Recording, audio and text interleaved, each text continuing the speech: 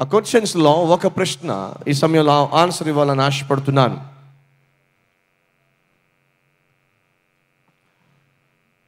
ఒక సహోదరుడు అంటున్నాడు, నా వయసు 28 సంవత్సరాలు, కానీ నేను చేసుకోబోయే అమ్మాయి వయసు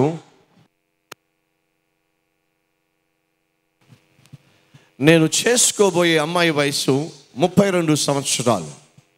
కాబట్టి నాకంటే వయసులో పెద్దదైన అమ్మాయిని నేను పెళ్లి చేసుకోవచ్చా? ఇది ప్రశ్న. ఈరోజు మిమ్మల్ని ఆ ప్రశ్న వేస్తున్నా. మీరు ఎంతమంది విశ్వసిస్తున్నారు మీకంటే వయసులో పెద్దవారిని, అనగా సిస్టర్స్, మీకంటే వయసులో చిన్నవారిని పెళ్లి చేసుకోవడం తప్పేమీ కాదు? లేదా బ్రదర్స్, మీకంటే వయసులో పెద్దవారిని పెళ్లి చేసుకోవడం తప్పేమీ కాదు అనే నమ్మకం కానీ అనే ఆలోచన కానీ మీకు ఉన్నట్లయితే, లేదా తప్పు కాదు అని మీరు భావిస్తున్నట్లయితే చప్పట్లు కొట్టండి. లంచ్ ప్రభావం.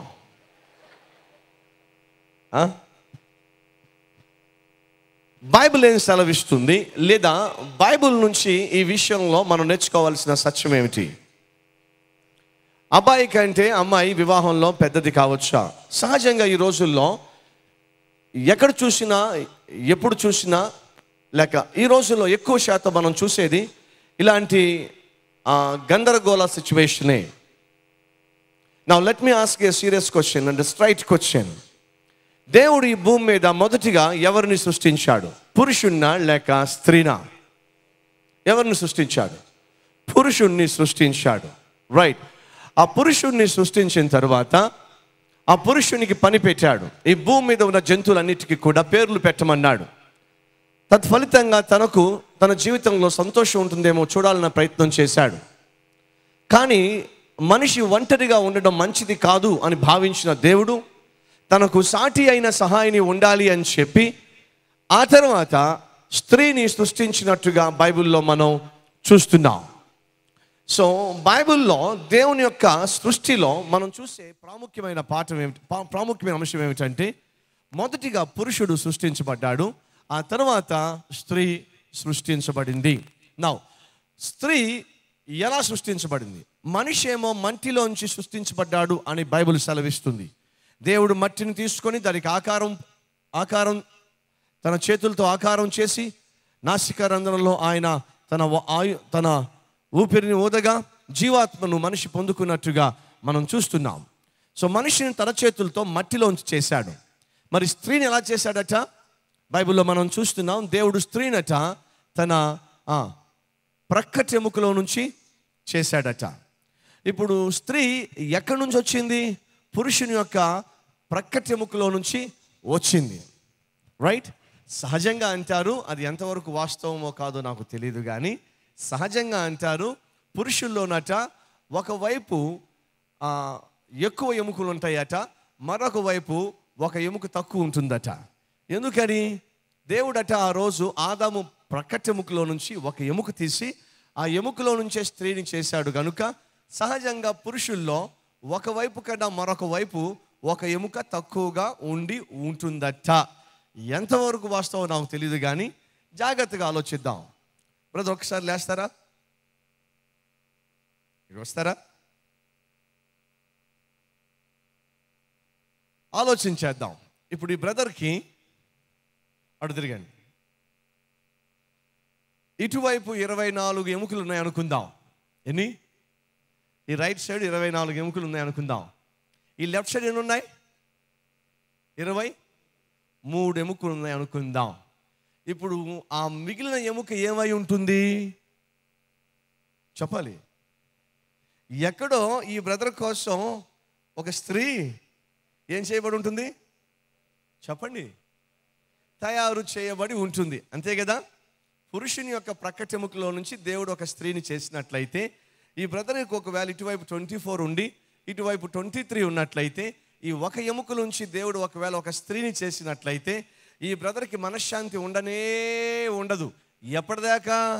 ఈ ప్రక్కటెముకు మాయమైపోయింది కదా, ఆ ప్రక్కటెముకు మాయమైపోయిన ఆ ప్రక్కటెముకు తనకు సాటి అయిన సహాయనిగా మారి తన పక్కకు వచ్చేంత వరకు ఇతనికి ఏముండదు మనశ్శాంతి ఉండదు. బైబిల్లో మనం చూసాం, దేవుడట ఆదాము ఒంటరిగా ఉండుట మంచిది కాదని తలంచి ఆదాముకు తోడుగా ఉండడానికి, సాటి అయిన సహాయినిగా ఉండడానికి తన ప్రక్కటెముకలో నుంచి స్త్రీని చేశాడట.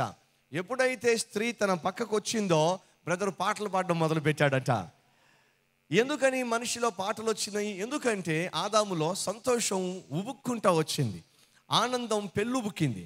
ఎప్పుడు ఆనందాన్ని తాను కలిగి ఉన్నాడయ్యా అంటే తన ప్రక్కటెముకలో నుంచి తయారు చేయబడిన వ్యక్తి తన ప్రక్కకు వచ్చినప్పుడు తనలో నుంచి ఏమొచ్చింది? సంతోషం వచ్చింది.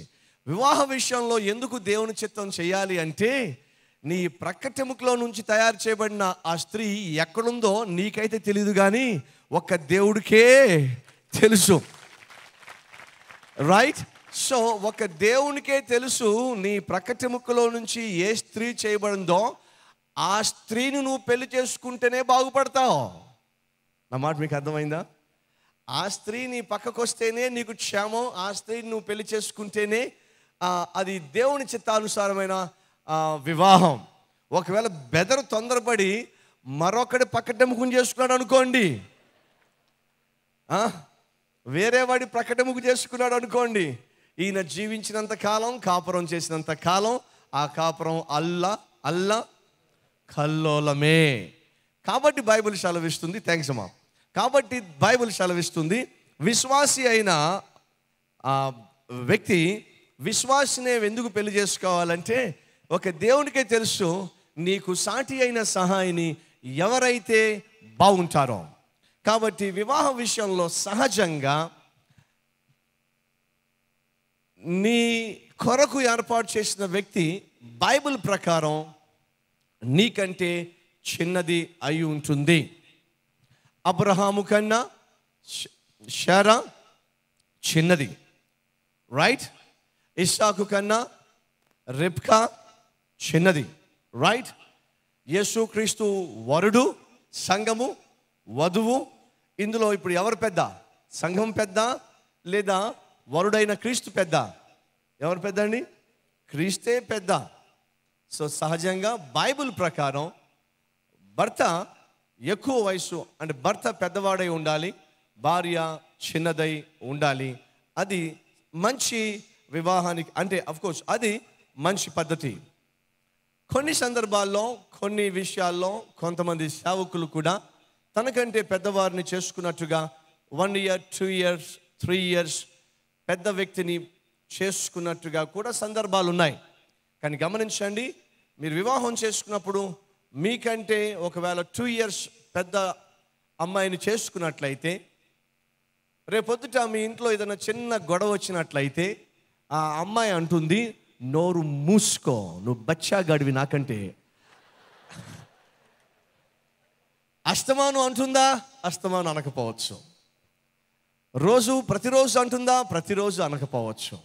కానీ ఎప్పుడైనా కాస్త నీకు ఆమెకి కాస్త గొడవ వచ్చినప్పుడు, మాట వచ్చినప్పుడు, నాకు బాగా తెలుసు అంటే ఆమె నాకు ఇంకా బాగా తెలుసు అనే సందర్భం వచ్చినప్పుడు ఆమె గబుక్కున ఒక మాట అనొచ్చు. ఏమనంటే, ఊరికేవా నువ్వు బచ్చాగాడివి నాకంటే ముందు, నా ముందు, నీకేం తెలుసు, నీకంటే ముందు నీ 3 years ముందు పుట్టా. అర్థమైందా?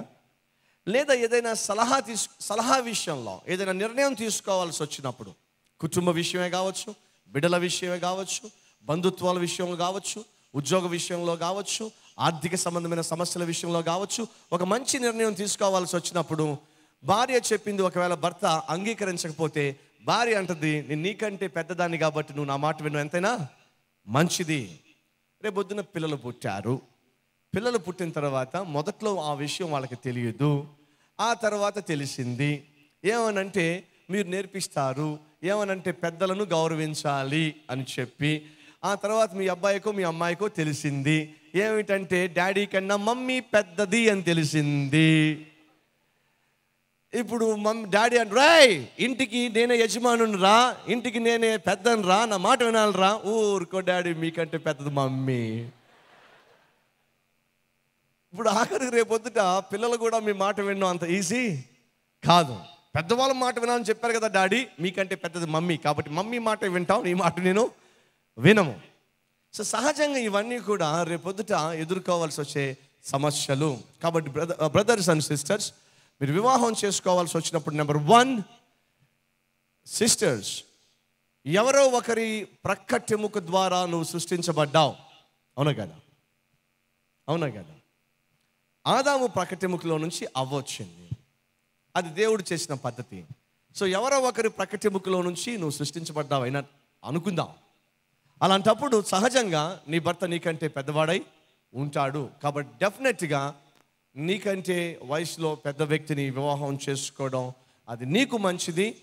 సొసైటీని ఎదుర్కోవడానికి మంచిది. బంధు వర్గంలో కూడా అది గౌరవప్రదంగా ఉంటుంది. బిడ్డల విషయంలో కూడా అది మంచిది. అలా కాని పక్షంలో సహజంగా అనేక సమస్యలు మనం ఎదుర్కోవాల్సి వస్తుంది అనే విషయం మాత్రం మర్చిపోవద్దు.